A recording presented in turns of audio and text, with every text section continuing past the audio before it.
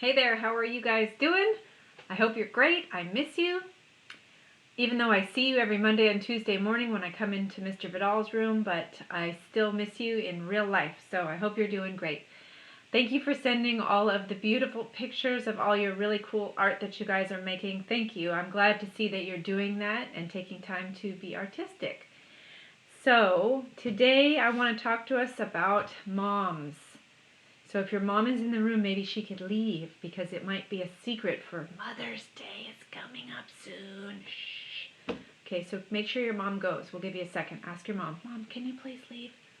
Mom, can you please get me a drink of water and come back in 15 minutes? Okay. All right. We're going to make a card today with a beautiful poem inside that you're going to write yourself. I'm going to teach you how. And on the outside, I'm going to teach you how to do a painting or a drawing. I'm going to do a painting, but if you don't have paints, you can draw it, of some flowers. So it'll be a watercolor flower painting on the front of the card. Okay, so we're going to start out with the poem, the type of poem that we're going to do. You probably have heard about it because usually we learn about this poem when you're younger. So it's called a haiku. Have you all made haikus before? All right. There's a certain set of rules that you have to use when you're making a haiku. Haiku is a really short poem. It only has 3 lines in it, and each line only has a few words. So the first line has 5 syllables. And remember, some of you who come into resource with me, we talk about clapping the syllables. So when you say the word syllable, how many claps did I do? Syllable. Okay, 3 claps, right? 3 claps, 3 syllables. What if your name is Connor? Connor. 2 claps, 2 syllables, okay? So you get the idea, right? Should we do one more? How about watercolor? Watercolor. 4 syllables. Okay. In the first line of haiku, you have 5 syllables. So it can be as many or as few words as you need, but it can only be 5 syllables, not 4, not 6. Okay? The second line, 7 syllables. And the third line again, 5 syllables. So when you think haiku, you think 5, 7, 5. Okay? So, I wanted to read you a couple of very, very famous haiku written by Japanese poets. They're really short, just to kind of get your mind thinking and your creative juices flowing as you think about a poem to write for your mom, or your grandmom, or somebody who's a mother. All right, the first one is by a poet called Matsuo Basho, and it goes like this. An old silent pond. A frog jumps into the pond. Splash. Silence again. Okay, so that's it. 3 lines. Line number 1 was an old silent pond. An old silent pond. 5 syllables.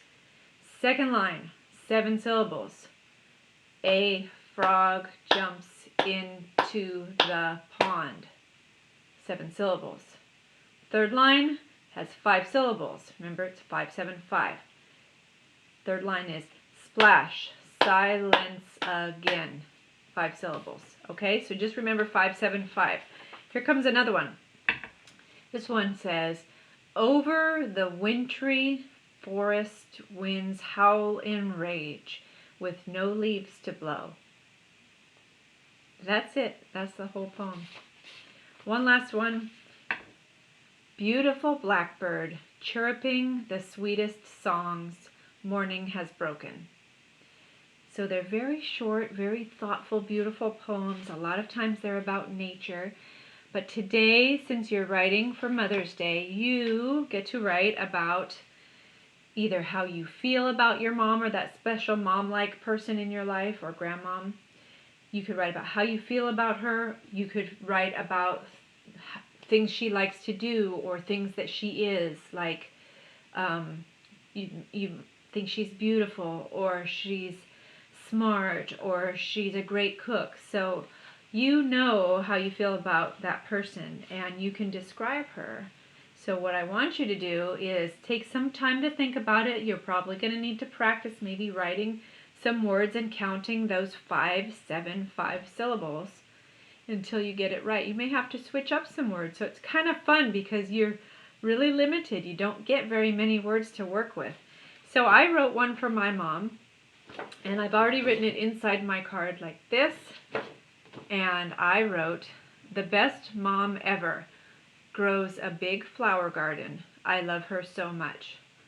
So that's pretty simple and pretty easy. You can get, a lot of very descriptive words in there. Remember descriptive words? Adjectives. So this is a good way to practice your adjectives. Okay, now you can go ahead and write it in the card now, which is just a piece of paper folded in half, or you can write it in later after your painting is dry. So since I'm done, I'm going to get set up to paint this. You hang on for a minute. Let me change up my camera so that you can see how to make this painting.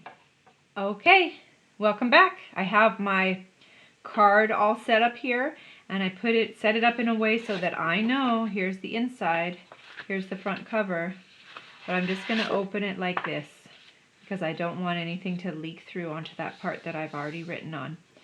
Now, you are very, very welcome to draw the flowers first, but since we're in art class, I wanted to show you a way that you can paint a flower without drawing it ahead of time. And it's kind of simple, maybe quick, and if you like it, maybe you'll make several of these. If you rather draw it first, you're welcome to draw any kind of flower first and then fill it in with your beautiful paints. Okay, so I'm just going to do kind of a bunch of flowers here. So let's start out. I have some beautiful pinkish purple, kind of purple paint on my paintbrush. I'm going to start out with just a dot like that. Then, starting with my brush in that dot, I'm going to kind of make a circle that sort of comes around. See how it doesn't join all the way back up to the dot? Doesn't reconnect with the dot? If yours does, it's okay. It's not a problem. But then I got a little more paint. Now I'm going to start on, let's go a little closer for you, okay? Okay, so here was the dot, and then I came around like that. Got new paint on my brush. Now I'm going to start my right here, and I'm going to kind of circle around like that. If you need more paint on the brush, you can dip into the paint again. I'm starting right here, circling around. I'm always coming around back towards that dot. Sometimes I might touch the dot, sometimes not, but I'm always starting on one of these petals. So I'm starting like this, come around, come back. I'm almost back to the full circle here, so I start here, and now look at, I'm coming around, and now I'm going to connect it to where I made that first petal. I'm going to keep going. In a minute this might make sense to you. It's just like going around a clock. So I'm starting in the middle of that petal that I just made, and I'm coming back around, and I'm touching onto the petal that was underneath it. Okay, so we start here, circle around, come back, and land on a petal. Start here, circle around, come back, land on a petal. Start here, circle around, land on a petal. Sometimes when you're first learning how to paint something like this, you can always use the words. You can say start on a petal, circle around, come back and land on a petal. So all I'm doing is I'm just circling around. Maybe you could say I'm drawing rainbows. And let's just do one more. Okay, so it's kind of got a spiral shape. You could think of it, maybe it's like a rose. I don't know. It's just an idea to make a flower. All right, let's try a different one. How about if we do one in purple this time, like a darker purple? Maybe we'll do something different this time. This one, I'm going to put it over here.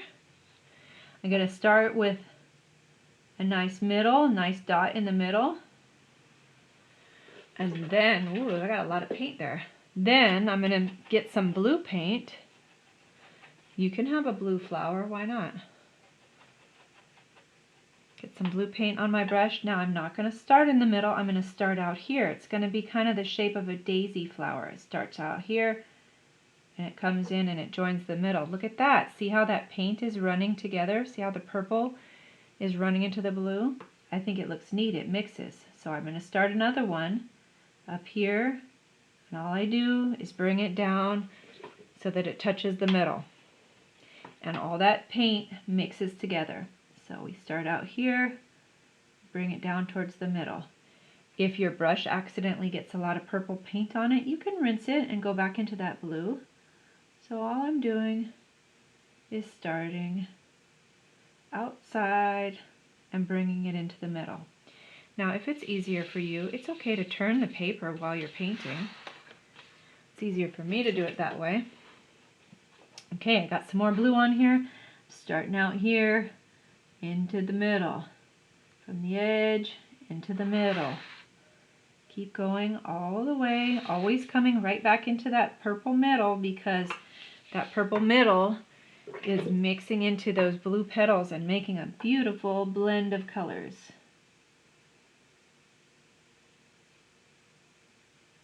And maybe this one is right behind that flower that we had before.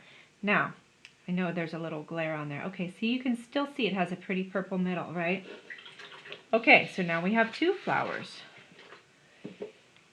What about something yellow?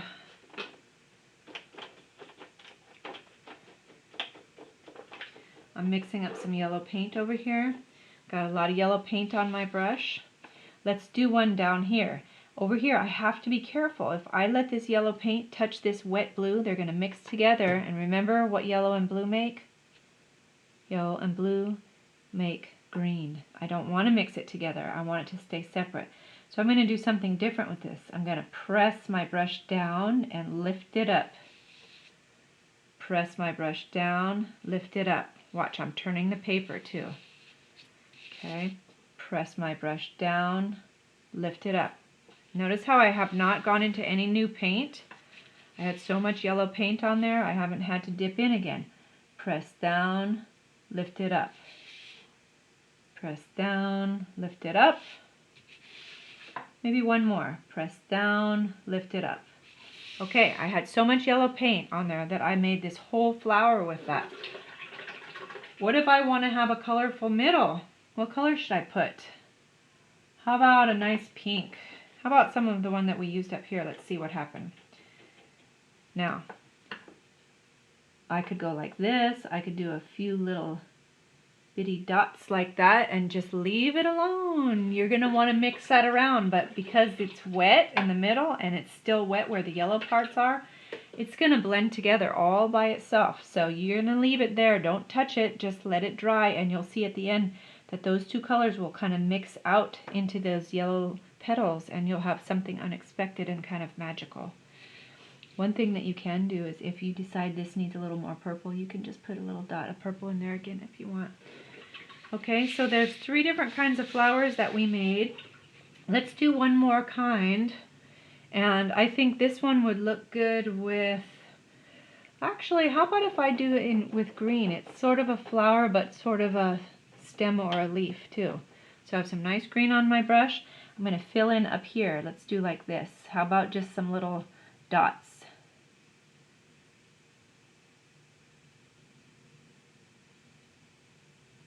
Just like that. Whoops, sorry, you couldn't see that very well. Let's zoom out and I'll show it to you again. What it looks like is it looks like I'm kind of adding in some little sprigs of greenery. You know how when you get flowers there's little greens in there, little leaves and twigs and stuff that are pretty. So I'm just making little dots that come down. How about if we do one over here? There's so many different ways to make flowers, and I'm trying to keep them real simple for you so that you will feel successful and you will enjoy making this painting. I don't want it to be too hard for you. Alright, so those are my flowers for now, and if I want to have stems on them, then I would do this. I would imagine this is the middle of this flower. I'm not touching the brush down though. I'm just using it to point to the middle. And then I pull the brush back towards me, still not touching the paper, but right here would be kind of where the stem comes out from that. So I pretended like I was painting it in the air, and down here I let it touch the paper. So here's another one. The middle of this flower is right here, but the stem is underneath the flower, so I'm going to pretend it's up in the air, and now right here it might come down and sort of join up with that other one. Right here is the middle of this guy. I'm not painting yet until I get down to white paper, and then there is my other stem. Okay, so you can make as many or as few of these as you want. You can fill up the whole page. You don't have to have stems if you don't want to. You can just have all flowers. So I hope you enjoyed this and that you learned something new, and good luck with your haiku. Let me see your pictures when you're done. Maybe you could ask somebody who's not your mom or not your grandmother to help you send pictures to me so I can see this project. All right? You did a great job. Thumbs up. Woo. I'll see you next time. Thanks. Have a good day.